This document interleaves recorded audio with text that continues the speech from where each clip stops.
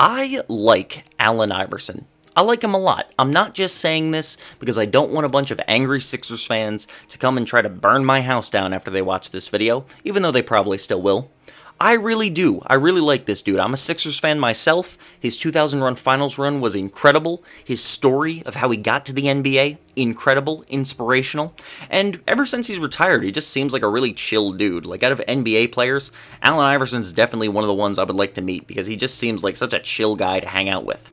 However, my video today is unfortunately not just to tell you all how amazing Allen Iverson was, but more so to tell you that he really is one of the most, if not the most, overrated players in the history of NBA basketball.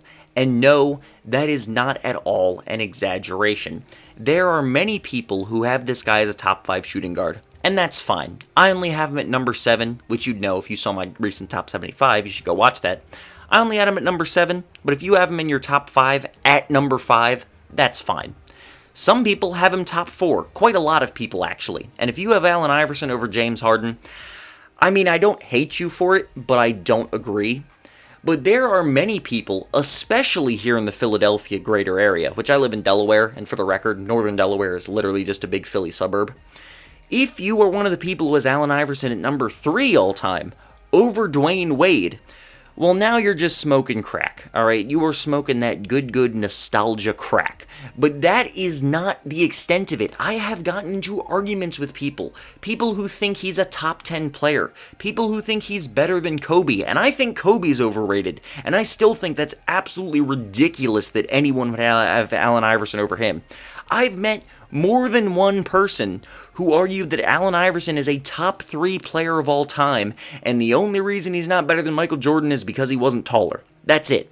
That's what people love to say, and we're going to get into the height argument in a little bit, but first, let me tell you some good things about Allen Iverson, okay? First of all, you look at his basic stats on the surface, his career averages, and they're absolutely incredible.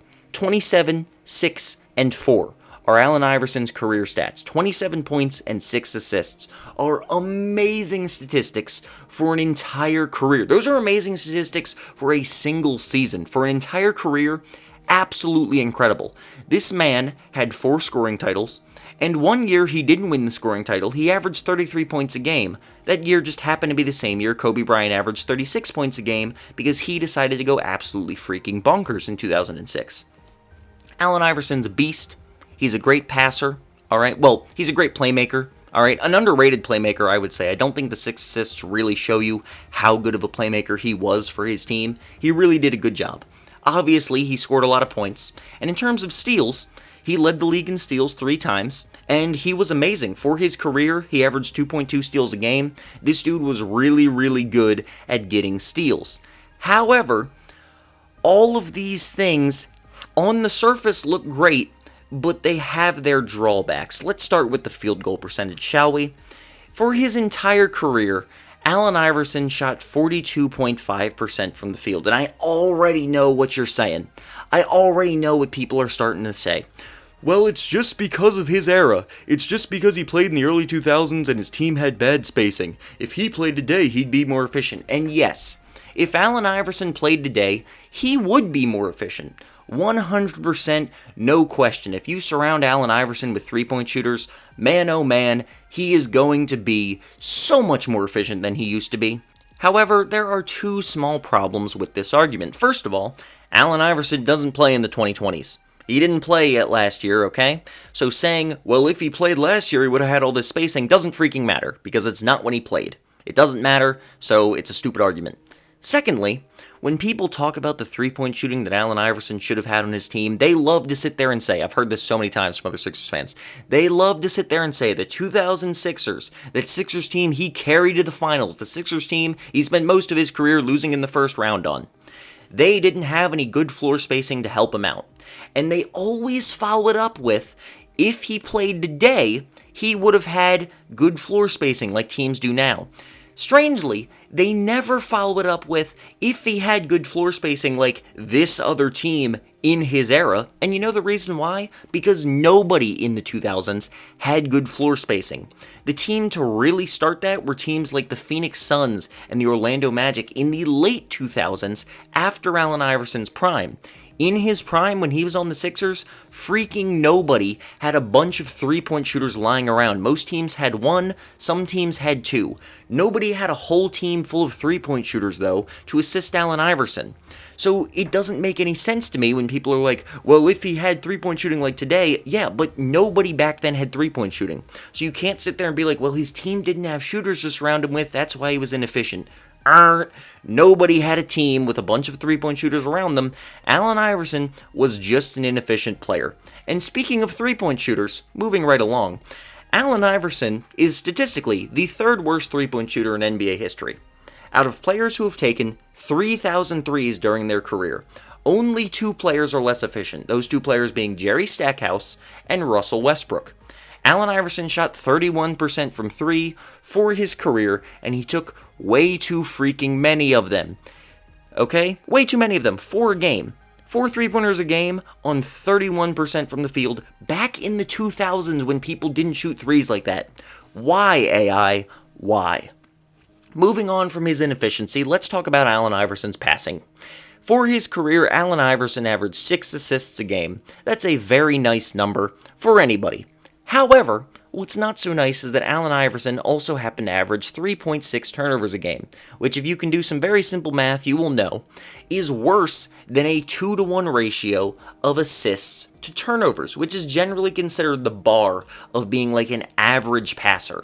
Now, a lot of these are not because Allen Iverson threw bad passes, but more because he constantly liked to go into double teams because his team didn't have floor spacing, or whatever your argument wants to be. And while so many of the Allen Iverson highlights that people freaking love are from him driving into a double team in the paint, and he takes this crazy step back jumper, or he dunks on some center, or he does some absurdly fancy layup that looks absolutely incredible and no way should have gone in. And those are amazing highlights.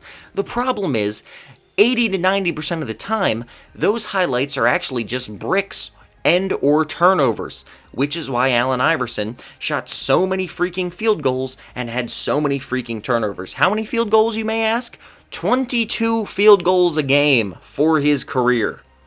That's insanity. Allen Iverson shot the 4th most field goals per game for his career in NBA history. However, out of the top 25 field goal attempt takers in NBA history, Allen Iverson is the 4th least efficient, only behind George Mikan, Joe Fulks, and Paul Arizin. 3 players who nobody cares about unless they're like 60 years old. I'm sorry, that's just the way it is. Nobody cares about Joe Fulks. Nobody cares about Paul Arizin. I only know who he is because I did my top 75 list recently.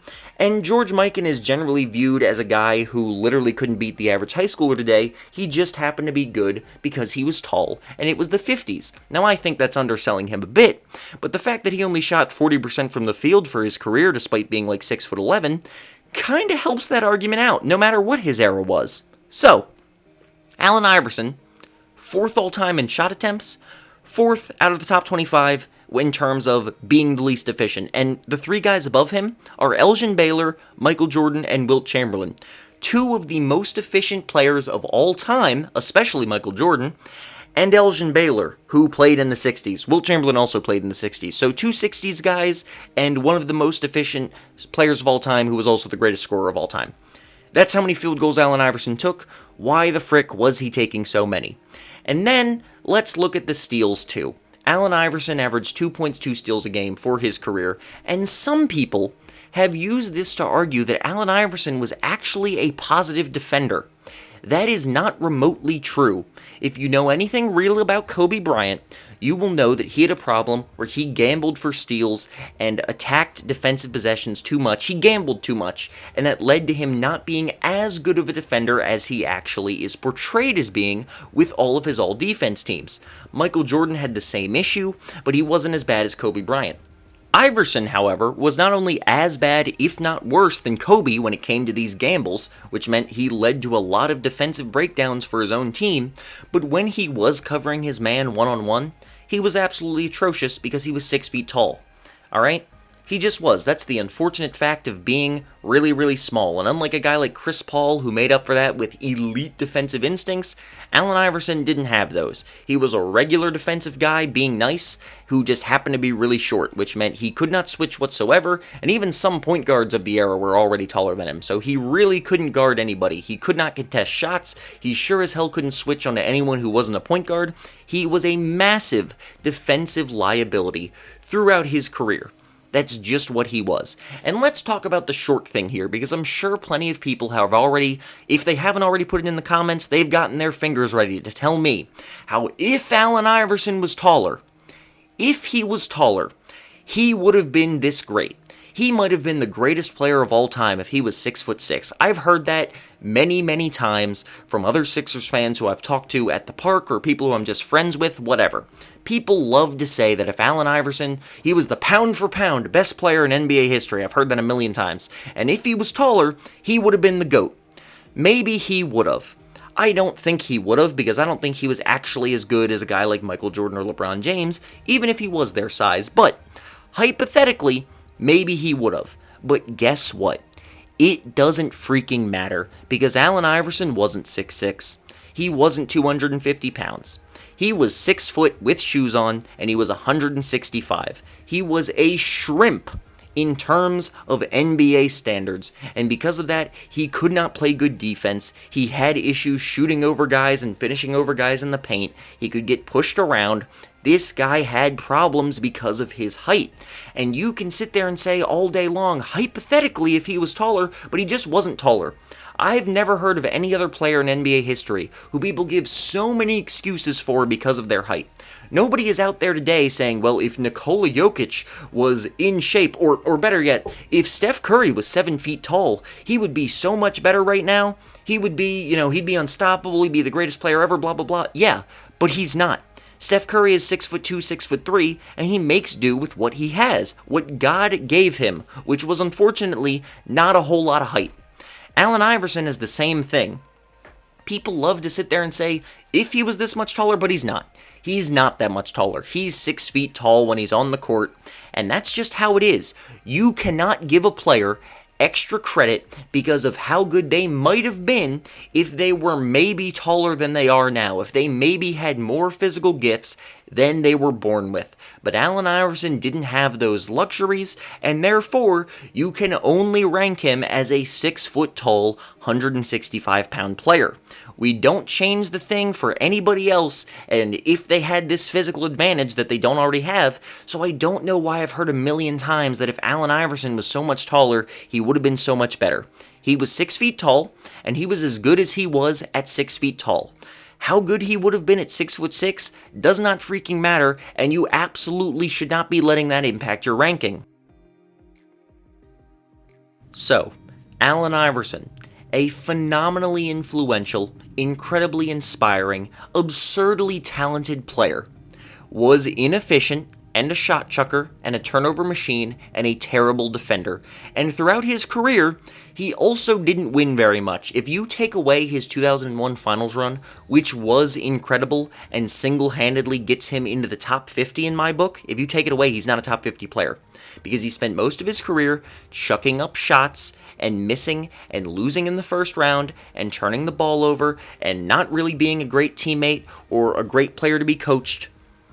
That's Allen Iverson's career. If you take away, I've said this before, if you take away his 2001 finals run, which was amazing and was the one year he really got it together, his career is not much different than Carmelo Anthony or Alex English, guys who put up a crap ton of points but didn't really accomplish anything, and they had a whole lot of issues aside from that. Allen Iverson is a great player. I hope he doesn't see this because I would love to meet him one day and tell him how awesome I think he is.